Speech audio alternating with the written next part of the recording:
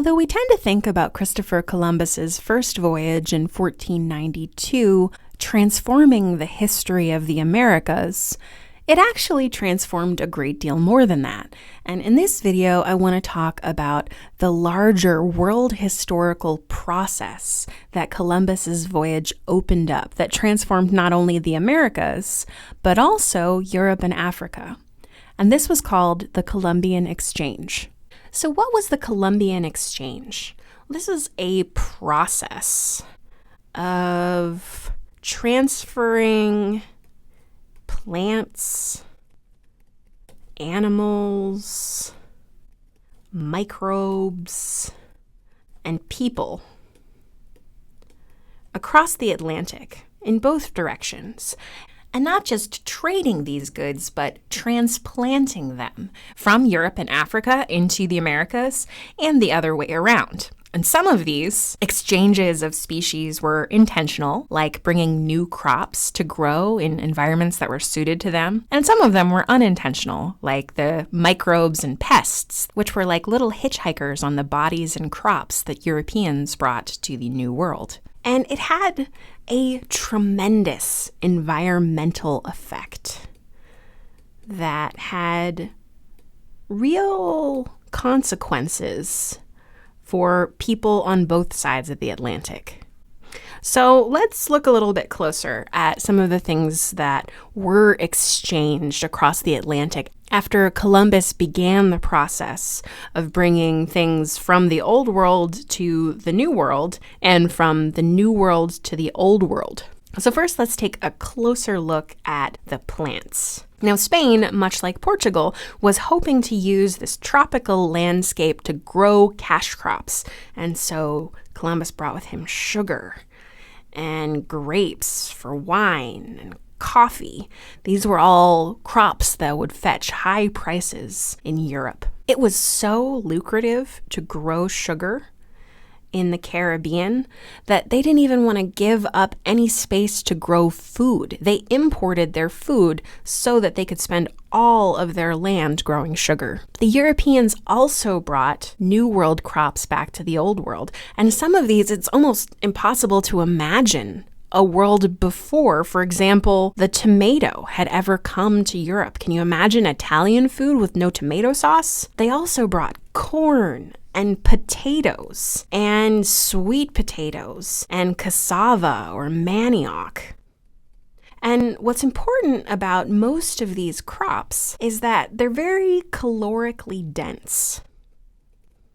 So if you grew a field of potatoes instead of a field of wheat, which might be a typical crop grown in the Old World before contact, you can feed 3 times as many people with a field of potatoes than you can with wheat. So what does this cause?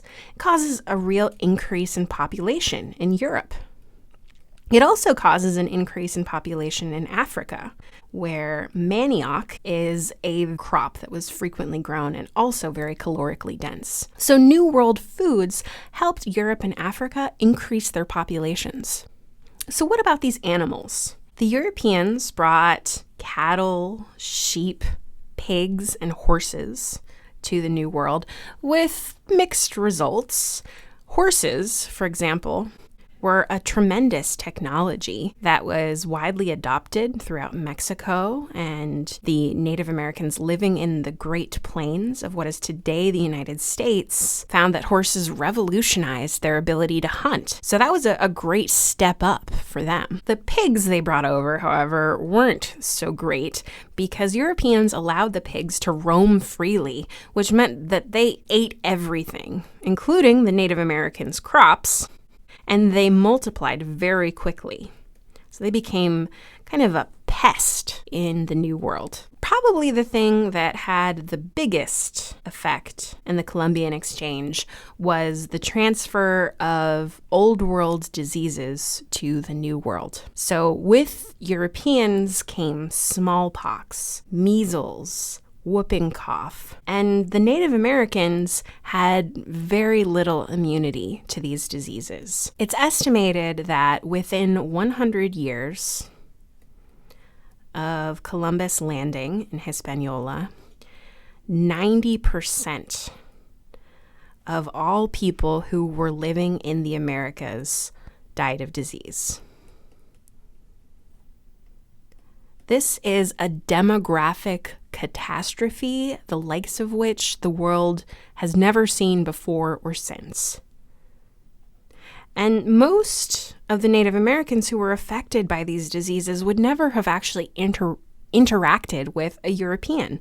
They just had trade networks that spread these diseases back and forth throughout the Americas. Now, you might be wondering, okay, so if the Native Americans were being exposed to new diseases from the Europeans, weren't the Europeans also being exposed to new diseases from the Native Americans? Why didn't it have such a strong impact on them? There are a couple of reasons for that. One is that there was a greater population density in Europe and Africa. There were more people and they lived closer together in cities. And so this gave diseases opportunities to bounce back and forth between people and evolve and become stronger. The other important thing is that Europeans lived close to animals. And as we remember from things like bird flu or swine flu, animals and humans can pass diseases back and forth between each other, and that makes those diseases even stronger. In comparison, Native Americans didn't have much population density, and they only domesticated dogs. And dogs, unlike pigs, can't pass that many diseases back and forth between humans. So Native Americans just didn't have diseases that were as vicious as the diseases that had been passed from person to person for many thousands of years in Europe and Africa.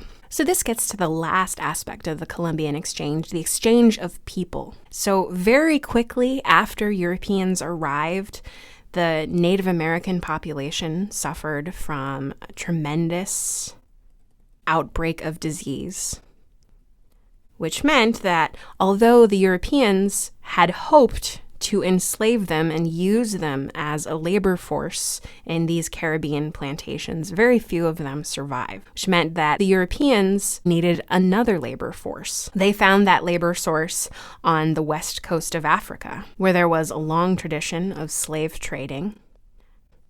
And they brought enslaved African people against their will across the Atlantic to work in the Caribbean. So that very quickly a majority of the population in the Caribbean was of African descent. Ironically, this population explosion brought on by New World foods meant that there were more people in Africa who were possible subjects to enslavement, and it helped them keep their population numbers relatively steady despite the exodus of as many as 12 to 13 million people over the course of the years between Columbus arriving and approximately 1800. Likewise, this population explosion in Europe led to worries about overpopulation in the 1600s and 1700s. And what did the nations of Europe do? They began sending people over to the colonies. So the contact and exchange initiated by Christopher Columbus when he connected the old world with the new had a profound effect on the environment, not just of the new world, but of the old world as well. And this profound effect on the whole benefited Europe at the expense of the Americas and of Africa.